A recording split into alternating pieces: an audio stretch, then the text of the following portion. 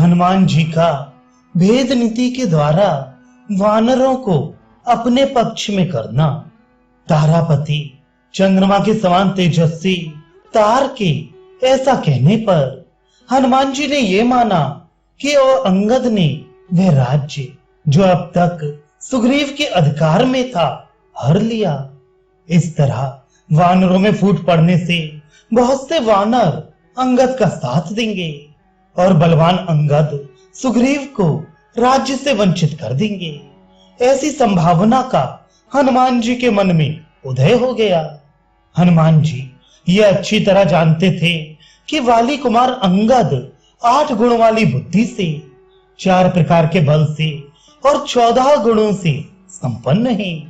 वे तेज, बल और पराक्रम से सदा परिपूर्ण हो रहे हैं।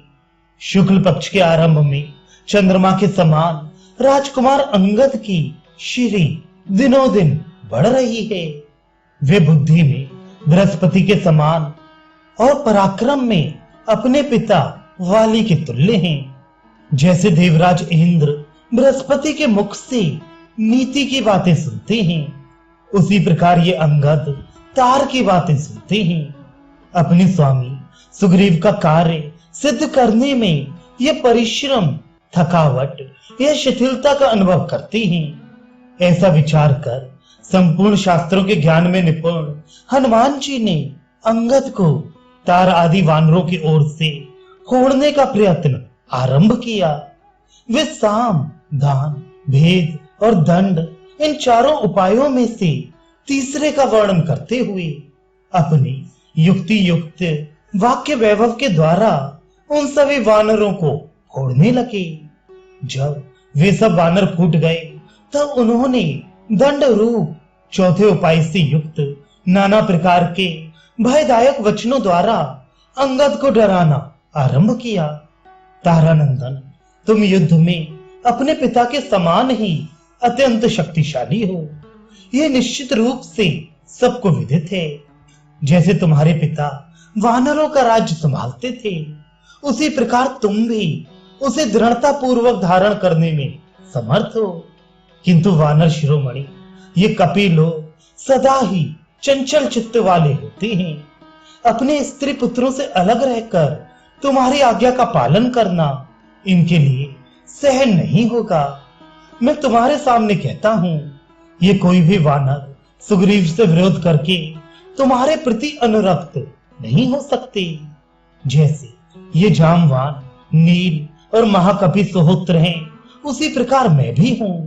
मैं तथा ये सब लोग साम, दान आदि उपायों द्वारा सुग्रीव से अलग नहीं किए जा सकते। तुम दंड के द्वारा भी हम सबको वानर राज से दूर कर सको, यह भी संभव नहीं है। अतः सुग्रीव तुम्हारी अपेक्षा प्रबल है। दुर्बल के साथ विरोध करके बलवान पुरुष चुपचाप बैठा रहे, ये तो संभव है।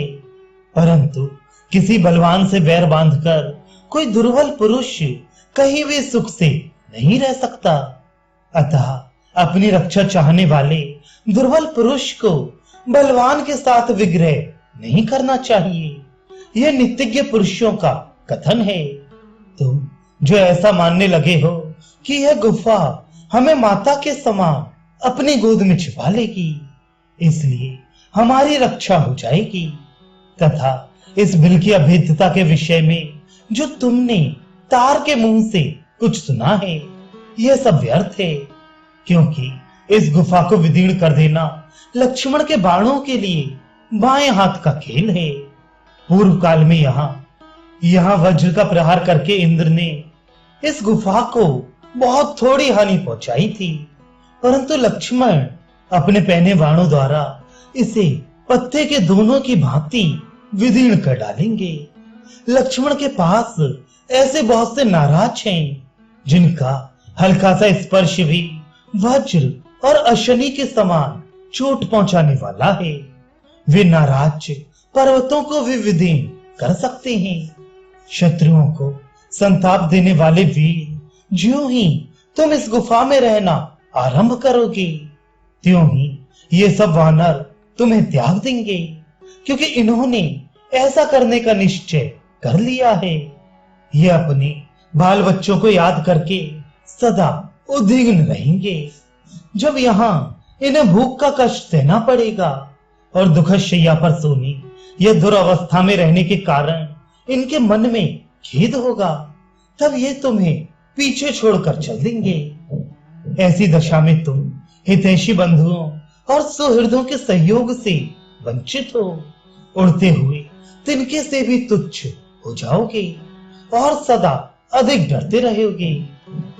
लक्ष्मण के बाण घोर, महान वेगशाली और दुर्जय हैं।